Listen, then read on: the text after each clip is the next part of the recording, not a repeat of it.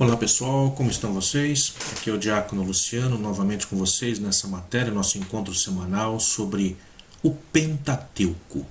E hoje, dentro das nossas discussões, nós nos propomos a falar um pouquinho sobre a hipótese documental, conhecida como a teoria das fontes. E vamos falar um pouquinho de onde surgiu essa teoria, como que essa teoria é conceituada nos dias de hoje, quem foi principalmente que falou sobre isso e em que essa teoria nos ajudou no decorrer da história e como que ela é vista mesmo nos dias de hoje. Então muitas vezes nós escutamos por aí ou lemos em algum livro, quando estamos folheando algum livro, a gente vê lá, segundo a fonte G, segundo a fonte E, segundo a fonte P, que seriam uma das 4 fontes aí que nós temos nessa teoria, essa teoria das 4 fontes. Então, para falar sobre isso, eu vou citar para vocês aqui um pequeno livro, de introdução ao Antigo Testamento de Eric Zenger, que é esse livro aqui, que vale a pena para aquele que quiser se aprofundar um pouquinho sobre o tema, É um livro um pouco extenso, realmente, dos livros que eu costumo dizer que são livros de cabeceira, que dá para a gente apoiar a cabeça aí para dormir, são altos o suficiente. Mas aquele que não quiser estar se aprofundando, mas só quiser ter uma noção sobre isso, hoje então nós vamos falar um pouquinho sobre essa teoria das fontes, como que ela foi criada e em que consiste cada uma dessas fontes, o que seria. Então fique conosco, aquele que ainda não faz parte desse canal, que está chegando agora, então peço a vocês, se inscreva no nosso canal, toque aí o sininho aí para que todas as vezes que nós postarmos uma nova matéria, um novo encontro, ele possa chegar até você.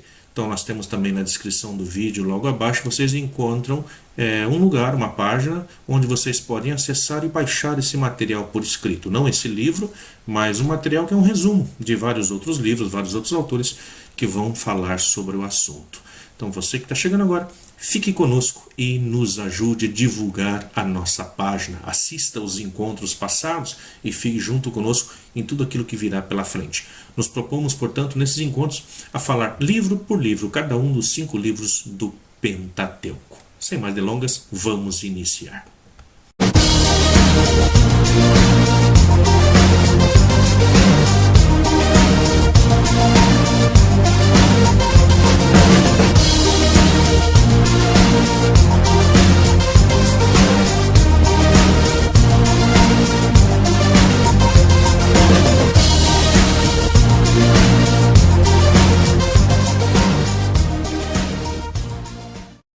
Então comecemos. A hipótese documental ela é desenvolvida por um alemão chamado Julius Wellhausen.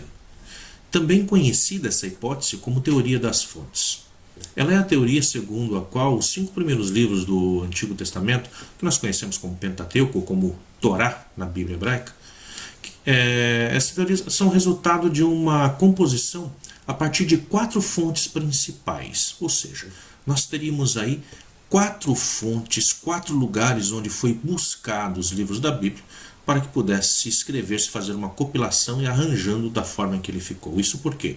Isso porque a teoria surge exatamente para falar contra a escrita que teria sido feita, o autor desse Pentateuco teria sido somente Moisés. Então nessa teoria das fontes vai dizer não. Acreditava-se também que ainda não houvesse o hebraico, não tivesse surgido ainda como língua escrita, linguagem escrita naquela época. Então, isso teria sido escrito por outras pessoas em outras fontes diferentes, em lugares diferentes, para depois serem compilados então por um autor. Então, dessa forma, acreditava-se que existisse 4 fontes básicas. A primeira dessas fontes seria a fonte javista, depois a fonte eloísta, depois a sacerdotal e, por último, a fonte deuteronomista. Muito bem. Nessa teoria, os escritos veterotestamentários, ou que nós chamamos de Antigo Testamento, mas principalmente a Torá, são subdivididos em 4 grupos de fontes. A primeira fonte, javista, que contém relatos de diversas épocas diferentes, sendo original de Judá. Onde fica Judá? Fica ao sul de Israel. E, em geral, essa região atribuía a Deus o nome de Javé, conhecia a Deus por Javé. Então, o que a teologia das fontes vai dizer, essa teoria? A teoria vai dizer que é possível nós sabermos quem foi que escreveu, a época em que escreveu, simplesmente analisando os nomes que essas pessoas davam a Deus. Então, ao sul de Israel, nós teríamos um grupo que atribuiria a Deus o nome de Javé. Porque seria aquele grupo que saiu do Egito e que passou na entrada de Israel ali pelo sul para poder entrar na terra e conquistar a terra. Ah, mas como eu posso saber disso, diácono? Onde que fica isso? Então eu trouxe aqui um pequeno mapa para vocês, para a gente poder dar uma pequena olhada. Esse aqui é o mapa de Israel. Não sei se vocês conseguem aí ver ele perfeitamente, né? Mas aqui em cima nós temos a região norte de Israel e aqui embaixo nós temos a região sul. Então aqui nós temos aqui o Mar Vermelho, do lado de cá nós temos o Egito, aqui a península do Sinai, e o povo de Israel teria vindo por esse lugar, atravessado aqui o Mar Vermelho, para o lado de cá, onde aqui nós vamos ter a Palestina, né, a região palestina, onde a cidade do lado de cá é a cidade de Acaba, e a cidade aqui ao centro é Eilat, portanto aqui Israel, fim da fronteira de Israel, no sul, passando então por esse lado e subindo aqui nós teríamos então as montanhas aqui em Moabe. Então por aqui teria sido a entrada dos filhos de Israel dentro da terra prometida. Então essa é a região sul, onde aqui o povo conheceria a Deus pelo nome aí então de Javé. Já aqui ao sul, na região sul, um outro nome que seria dado, portanto, ao nome chamado Deus. Então isso nós vamos falar já nesse instante. Então essa seria a primeira fonte, a fonte javista, e por isso Javé, o nome de Deus. Então conhecida pela letra J. Então a letra J de Javé, ou muitos vão chamar de Jeová. Então viria aí essa primeira letra que seria dessa fonte. A segunda fonte seria a fonte eloísta, que também contém relatos de diversas épocas diferentes, sendo original de Efraim. Efraim fica ao norte, então lá em cima do mapa, né? No antigo Israel. Em geral trata Deus com o nome de Elohim e é identificado pela letra E. Então nós teríamos aqui nessa região de cima, que aqui o Mar da Galileia, então toda essa região de cima é que chamaria a Deus de Elohim.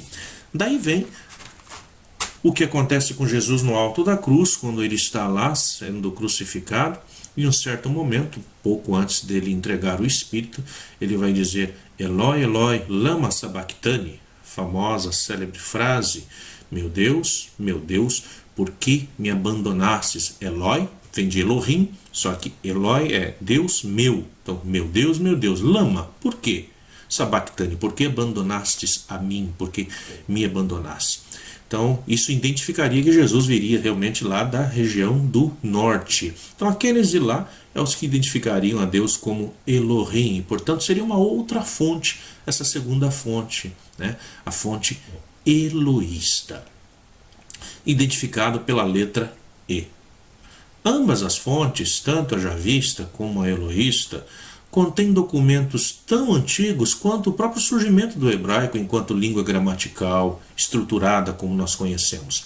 Isso por volta do século X antes da era cristã. Isso se nos basearmos no calendário de Gezer, que é o documento arqueológico em língua hebraica o mais antigo que se existe. Uma terceira fonte é a fonte deuteronomista, que provém dos círculos ligados ao ensino doutrinário. Contém longos discursos e princípios reguladores. E está espalhada pelos Neviins, que são os profetas, além do Deuteronômio e do restante da Torá, por toda a Bíblia. Então uma outra fonte, uma fonte que se espalharia então por toda a Bíblia, por todas as partes, por todos os outros textos que nós temos, só que seriam distintos por conta dos discursos. Então, discursos reguladores, que falam muitos realmente sobre a lei, como seguir as leis. E esse é uma fonte conhecida pela letra D, de deuteronomista. e usa fontes literárias tanto do norte quanto do sul. Assim como as outras fontes acabam se misturando muitas vezes, mas essa fonte principalmente é do norte. Mas o seu fechamento redacional ela ocorreu somente quando esse povo estava no sul, por volta do período do exílio, lá entre 597 e 538 antes da era cristã. Falando um pouquinho sobre isso, o que foi que aconteceu, portanto, nessa época? É uma fonte que começa a ser escrita no norte, lá próximo ao Mar da Galileia. Só que o que aconteceu ali por volta do ano 722? A terra é invadida pelos assírios, é destruída pelos assírios. Alguns daqueles que sobreviveram, eles vão, portanto, procurar refúgio aonde? Lá no sul. E lá eles vão terminar de fazer essa redação. Então, por isso nós falamos dessa redação ter o seu término naquela região. E é conhecida, então, pela letra D de Deuteronômio. E quarta e última fonte seria a fonte sacerdotal, que sempre é referenciada com a letra P. Por que P, diácono? E por que não S? Se é sacerdotal, mas é que nós falamos que quem descobriu é um alemão. E quem descobriu não, quem criou essa fonte, essa teoria da fonte, foi um alemão. Então, sacerdote é escrito como priester. E no inglês também é priest. E exatamente por isso, então, fica a fonte P, que é a fonte sacerdotal, a fonte dos escritos elaborados pelos membros dos grupos de sacerdotes e que estiveram grandemente envolvidos no processo de compilação tardia, no final dos escritos bíblicos, que chamamos de Antigo Testamento, ou Tanakh, para aquele que é da Bíblia hebraica. Então esses escritos são compilados no final de uma época, e esses que chegam no final, que vão reler esses escritos, alguns escritos eles reescreveriam de uma outra forma, leriam e reescreveriam. É como se nós fizéssemos um rascunho, deixássemos esse rascunho guardado, e em uma determinada época a gente fosse lá e falasse, agora eu vou passar isso a limpo. Então teria aí, então, nessa fonte uma forma diferente aí de se conhecer a época, de se estruturar como que ficou, como que entrou para a história aquele espaço, aquilo que foi descrito ali. Então é uma fonte originária do sul de Israel e sua datação é próxima do período de pós-exílio, por volta de 445 antes da era cristã. Assim que terminou o exílio e que esse povo sai lá da Babilônia, porque o rei que chega agora, o rei que domina, que mata Nabucodonosor, que invade a Babilônia, o rei Ciro da Pérsia, é aquele que vai libertar o povo e fazer com que eles voltem para sua terra. Então, por volta dessa época, ela é escrita. O uso das letras que caracterizam cada uma das fontes da hipótese documental vai acabar gerando um codinome. Então, quando a gente fala em teoria das fontes, a gente pensa logo em GEDP. GEDP seria, portanto, aí a sigla das letras, né? Javista, Eloísta, Deuteronomista e P de sacerdotal. Então, isso seriam essas fontes aí da qual nós estamos falando até o instante. Entretanto, hoje, nos dias atuais, já não se utiliza mais, nós podemos dizer assim, que se tornou obsoleta, ultrapassada a teoria, essa teoria dos alemães, essa teoria das 4 fontes. Em princípio, porque hoje se nota que é impossível se conseguir datação exata seguindo essa teoria das fontes, porque ela apresenta muitas dificuldades, muitas lacunas ainda a serem preenchidas para poder se dizer que essa teoria seria 100% aceita e aprovada. Ela deixa muitas falhas nas suas explicações. E vai surgir, graças a isso, ao que nós chamamos a crítica à hipótese documental. Uma forte crítica vai entrar em cena e vai derrubar essa teoria das fontes. O que nós sabemos existiram 4 fontes? Sim, existiram 4 fontes, mas muito mais fontes, a mais do que essas, foram criadas. Não podemos restringir somente a 4 fontes. Então, a crítica à hipótese documental, ela começa a acontecer lá por volta dos anos 70 do século passado, onde há uma notável mudança no clima exegético. E por que isso é provocado? É provocado por diversos fatores, mas o principal desses fatores é a Segunda Guerra Mundial. O que acontece com isso? O mundo, ele tinha acabado de ser destruído.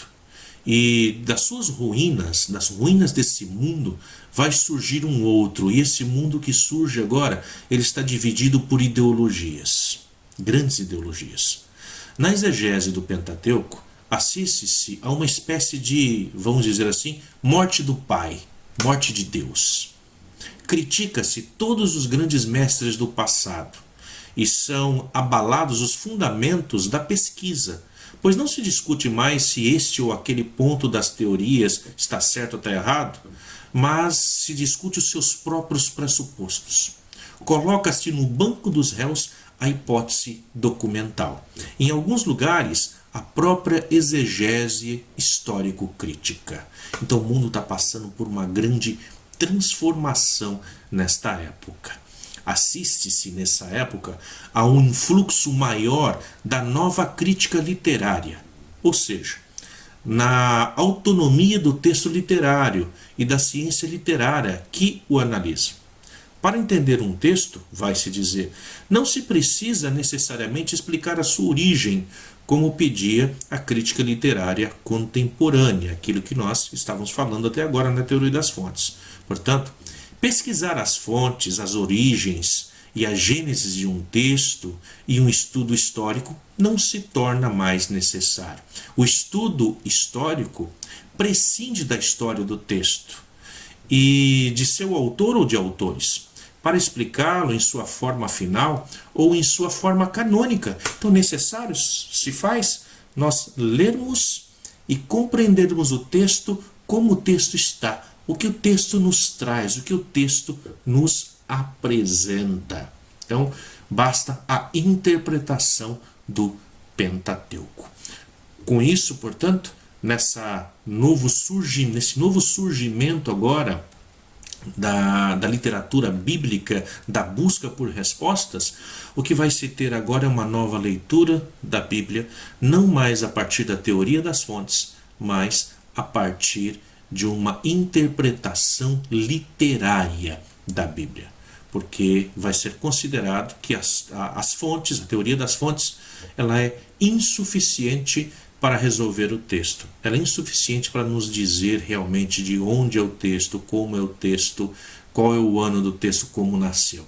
Então a exegese bíblica, ela passa a olhar a partir de um outro ponto de vista, onde ela passa a colocar em primeiro grau, em primeira necessidade, compreendermos o texto, o que o texto está nos dizendo. Sendo assim, para a nova exegese, o que passa a valer mais é a interpretação do Pentateuco, a interpretação de cada um dos textos. Sobre isso nós podemos dizer que cada época tem a sua própria maneira de ler a Bíblia, de acordo com as correntes intelectuais do seu momento. A mesma coisa acontece conosco. Nós podemos ler um texto hoje, à luz daquilo que nós somos, à luz daquilo que nós trazemos como bagagem histórico-crítica, nós lemos esse texto e fazemos uma interpretação. Nós fechamos essa Bíblia, se daqui 10, 20 anos nós fôssemos voltar a ler esse texto, nós já teríamos uma outra noção, extrairíamos outras coisas desse texto. Por quê? Nós não estamos sós no mundo, não estamos fechados, lacrados. Mas tem toda uma história que nos envolve, toda uma corrente intelectual que nos envolve. Nós estamos imersos nesse mundo. Portanto, essas correntes intelectuais nos levam a compreender o texto cada vez de uma forma diferente.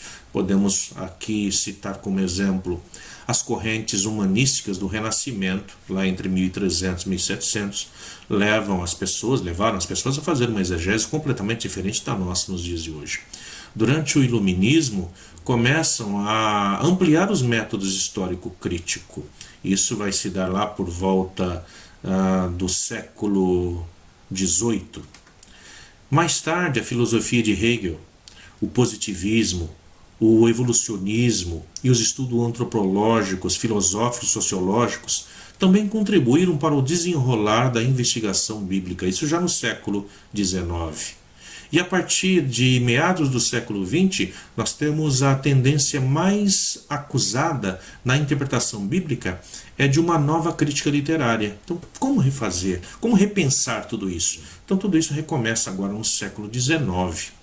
Após os estudos histórico-críticos, que têm permanecido durante mais de 2 séculos, na última década, estão se abrindo o campo para o novo método literário. Do mesmo modo em que foram diversificados os métodos histórico-críticos, também se tem multiplicado os novos métodos literários nos dias de hoje. A pluralidade de estudos é um sinal dos tempos modernos no qual nós estamos nos encontrando agora. A crítica histórica, ela se caracteriza pela utilização dos métodos chamados de histórico-crítico. Isso tem como principal objetivo analisar o processo de formação dos textos, como o texto foi formado. Para isso, se serve de critérios científicos, buscando a maior objetividade possível. Nós nos debruçamos sobre um objeto. Se trata em definitivo, de analisar os textos bíblicos com os mesmos métodos empíricos racionais empregados para o estudo de um outro texto antigo, qualquer texto antigo que seja, e também podemos utilizar isso para a Bíblia. A principal tarefa, portanto, da crítica literária, ela consiste em determinar se um texto é homogêneo ou não. Como que o texto se desenvolve? Parece que o texto está quebrado, então ele não tem homogeneidade. Parece que foi copiado um texto Frankenstein, que foi copiado de vários lugares diferentes. Então, a principal tarefa é ver se o texto é homogêneo. É decidir se deve a um ou mais autores. Como que a gente percebe isso? Vendo ali as minúcias do texto. Às vezes a gente fala, isso não é possível, mas nos dias de hoje é possível fazer isso também. Se a gente pega o nosso filho e pede para ele escrever alguma coisa, e de repente a gente começa a ler aquilo que ele escreveu, uma análise de um texto qualquer, da Bíblia ou qualquer texto de escola, de repente a gente começa a ler e a gente percebe, isso aqui não foi você que escreveu. Os professores conseguem fazer isso muito bem, porque conhecem a cada um dos seus alunos, a cada um dos seus autores. Então, dentro da crítica literária, é exatamente assim que se procede. Ver se ali não tem mais autores, então se tem uma homogeneidade no texto. A literatura bíblica não é uma literatura moderna cuja unidade não se levanta. Na Bíblia hebraica, ao lado de textos e heranças perfeitamente finalizados, como uma unidade inegável, outros compostos são encontrados também. Nesse caso, a crítica literária se preocupa em separar os elementos adicionados dos originais, determinando a unidade ou a heterogeneidade do texto. As análises da crítica literária levantam as soluções muito diferentes, nos levam a perceber várias outras soluções. Então é dessa forma que hoje nós lemos a Bíblia, dessa forma que nós lemos Pentateuco. Nessa época em que nós nos encontramos, portanto, a crítica literária é aquilo em que está despertando cada vez mais autores a escreverem sobre, a novamente voltarem às páginas da Bíblia, às páginas do Pentateuco e ler esse livro da forma mais diversa que nós podemos encontrar. O livro do Pentateuco é um mundo dentro de si. É uma matéria bíblica que nós não conseguimos chegar ao fim. Nós temos muito ainda o que aprender.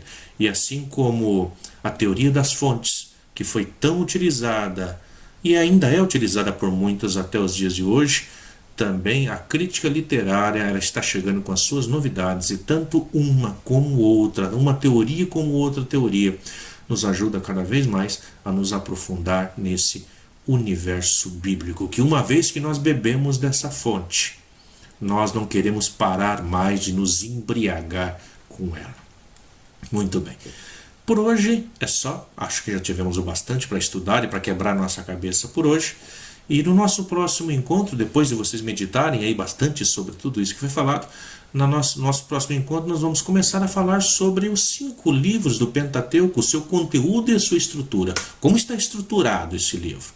E aí nós vamos sempre, cada vez mais, tentar ir nos aprofundando, ir conhecendo cada um desses livros, para que quando nós formos ler o livro de fato, nós possamos ter elementos que nos ajudem a fazer uma boa interpretação. Por hoje é só. Agradeço a presença de cada um de vocês. Fiquem com Deus e até a próxima.